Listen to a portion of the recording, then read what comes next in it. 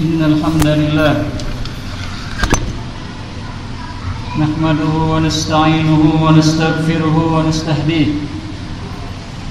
ونعوذ بالله من شرور أنفسنا ومن سيئات أعمالنا من يهده الله فلا مضل له ومن يضلل فلا هادي له أشهد أن لا إله إلا الله وحده لا شريك له وأشهد أن محمدا عبده ورسوله وصفيه من خلقه وحبيبه بلغ الرسالة وأدى الأمانة ونصح للأمة وجاهد في سبيل الله حتى أتاه اليقين اللهم صل وسلم على سيدنا محمد في الأولين وصل وسلم على سيدنا محمد في الآخرين وصل وسلم على سيدنا محمد في كل وقت وحين وصل وسلم على سيدنا محمد في الملأ الأعلى إلى يوم الدين وعلى آله الأخيار وأتباعه الأبرار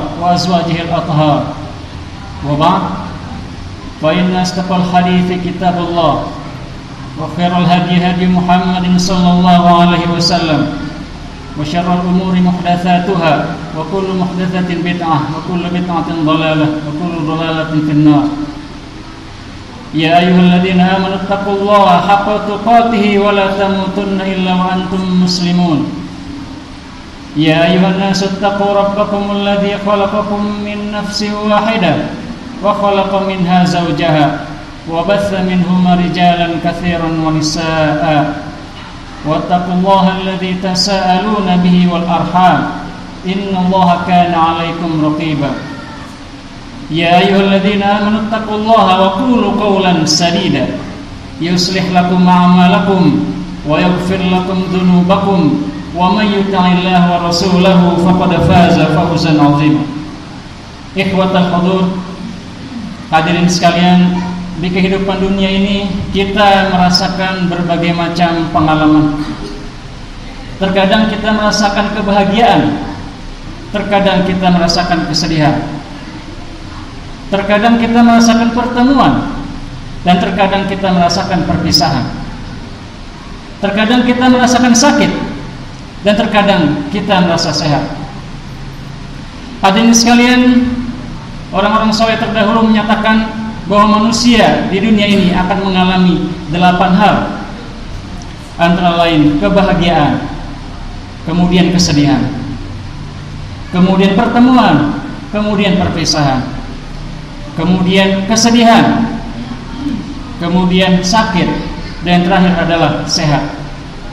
Hadirin sekalian, demikian Allah Subhanahu wa taala di dalam dunia ini mencoba umat manusia dengan beragam cobaannya. Dan hadirin sekalian, hal ini tentu saja sudah disebutkan oleh Allah Subhanahu wa taala di dalam Al-Qur'an dan di banyak ayat dalam Al-Qur'an. Salah satunya tentu saja yang sudah sering kita dengar dalam surat Al-Baqarah. Ya ayyuhalladzina amanu taqullaha ya ayyuhalladzina amanu ista'inu bis-sabri was-salah innallaha ma'as-sabirin. Wa lanabluwannakum bisyai'in minal khawfi wal ju' wa naqsin minal amwali wal anfusi was-samarat wa basyyiris sabirin. Dan sungguh kami akan mencoba kalian binaqsin minal amwal, dengan kekurangan harta, kekurangan jiwa, dan kelaparan. Wa basyiris sabirin, dan berikanlah kabar gembira kepada orang-orang yang sabar.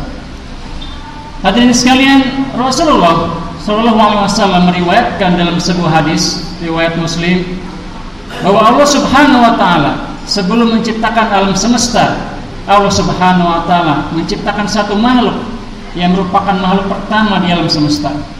Dan ternyata hadirin sekalian, makhluk itu bukan malaikat, tetapi makhluk itu adalah sebuah pulpen.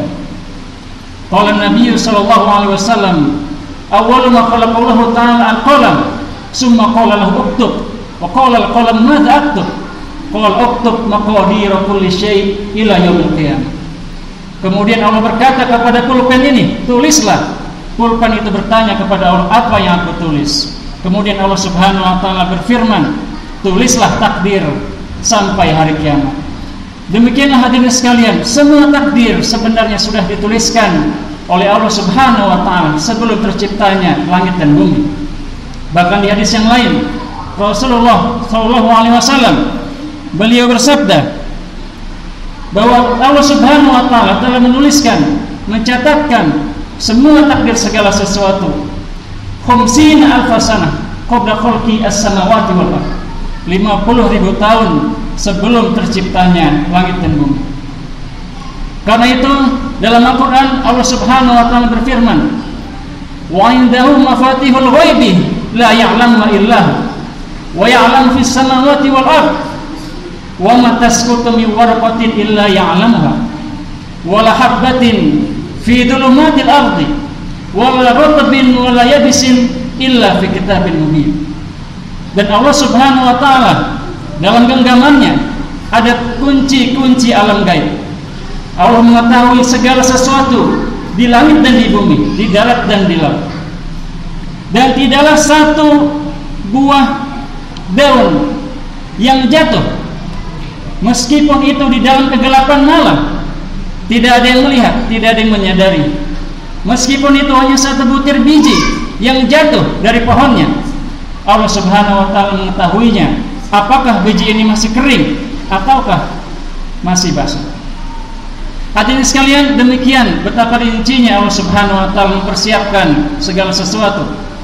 Karena itu Allah Subhanahu wa taala menyebutkan lagi di ayat yang lain, ma asaba min musibatin fil ardi wala fi anfusikum illa fi kitabin min qabli an nabraha. Tidaklah ada musibah di bumi ataupun di langit dan juga di dalam diri kalian kecuali telah tertulis oleh Allah Subhanahu wa taala. Wa kullu syai'in ahsaynahu fi imamin mubin.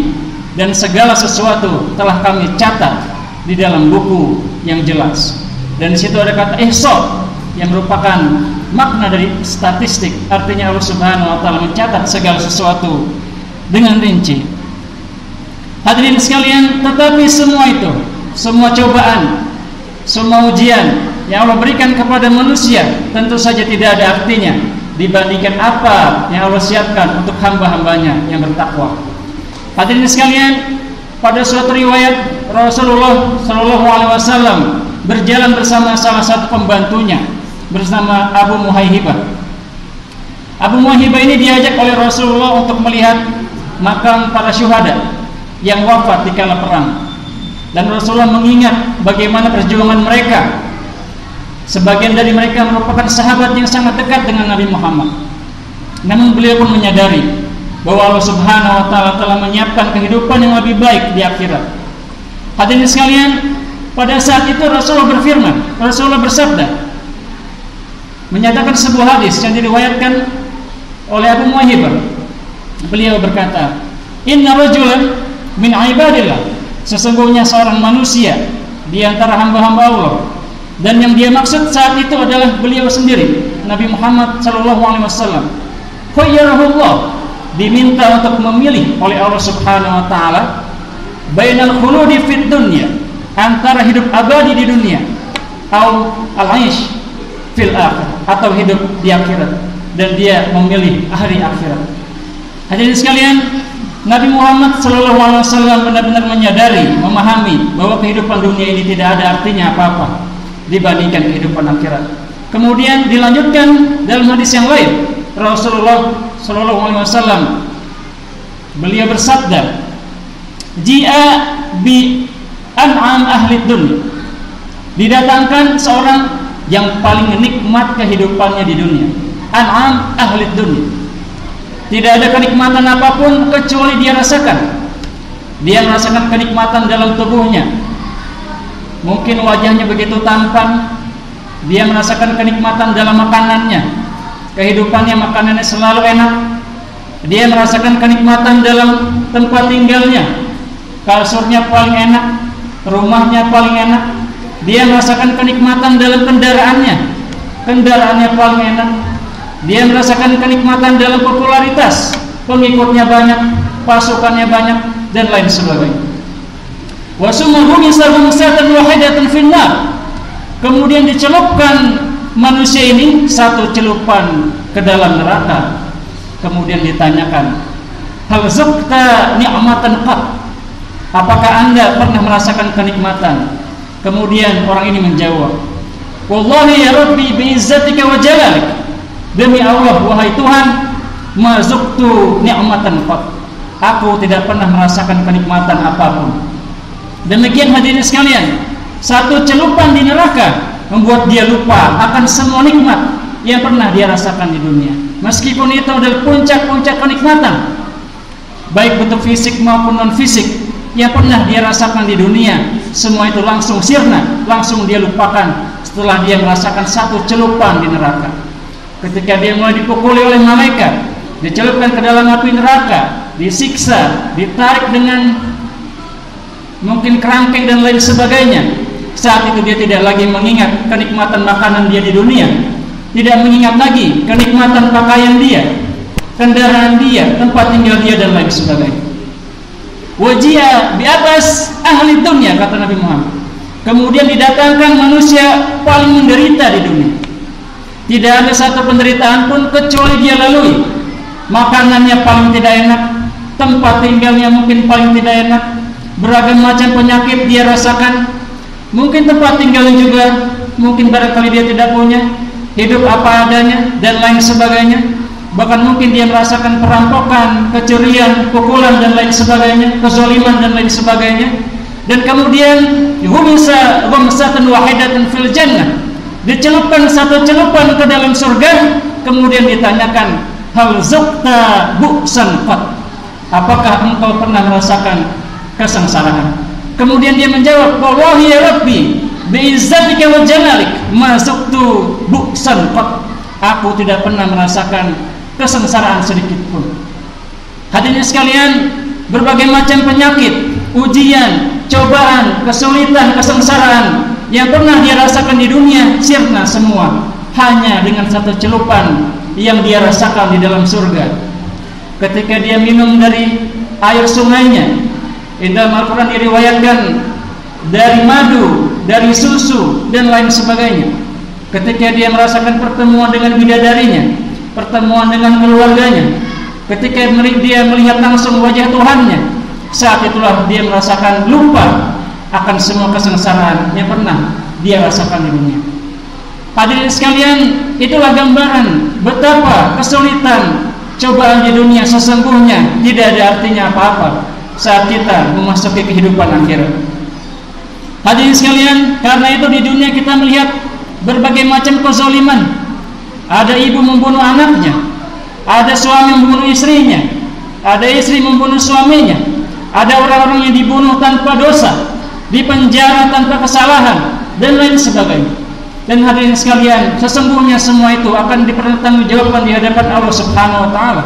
Dan sesungguhnya barang siapa yang bersabar, maka Allah menyiapkan pahala yang besar.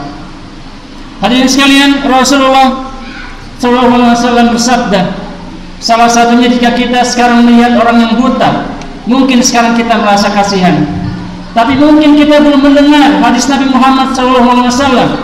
Ma li 'abdin mu'min akhadtu habibataihi, tidaklah ada seorang mukmin aku cabut kedua kekasihnya, yang dimaksud adalah kedua bola matanya. Wa sabar, dan kemudian dia bersabar, falaisa lahu jazaa illa al-jannah, maka kalau dia bersabar tidak ada balasan lain kecuali surga. Hadirin sekalian, orang-orang yang kita anggap menderita di dunia, ternyata hal itu malah mengangkat derajat mereka di akhirat. Hadirin sekalian, tentu saja banyak sekali hikmah di antara musibah-musibah yang kita lalui. Hikmah yang paling besar tentu saja yang pertama, bahwa cobaan, ujian, kesengsaraan membuat kita berpaling dan menghadap kepada Allah Subhanahu wa taala. Allah Subhanahu wa taala berfirman, "Wa idza an'amna 'alal insani a'rada wa na'a bi janibi." Ketika manusia diberikan kenikmatan, manusia itu berpaling dan menjauh dari Allah Subhanahu wa taala. Wa idza massahu syarr, tetapi ketika diberikan kesulitan, keburukan, maka dia datang kepada Allah Subhanahu wa taala. Fadhu du'ain arif, maka dia akan memiliki doa yang terus menerus. Itulah gambaran manusia. Kenapa Allah berikan kesulitan? Mungkin karena kita lupa kepada Allah Subhanahu wa taala. Mungkin kita terlalu lalai di dunia, maka Allah mengingatkan kita dengan cara memberikan berbagai cobaan, ujian, kesengsaraan. Karena dengan begitu manusia baru ingat kepada Allah Subhanahu wa taala, berdoa kepada Allah Subhanahu wa taala, mendekat kepada Allah Subhanahu wa taala. Hadirin sekalian, ini juga memberikan gambaran yang sebenarnya tema yang ingin khotib sampaikan adalah bahwa sesungguhnya kesengsaraan, ujian, cobaan merupakan jalan menuju pertolongan Allah Subhanahu wa taala. Hadirin sekalian, jika kita lihat sejarah umat Islam mulai dari perang pertama yang paling terkenal dan legendaris, perang Badar,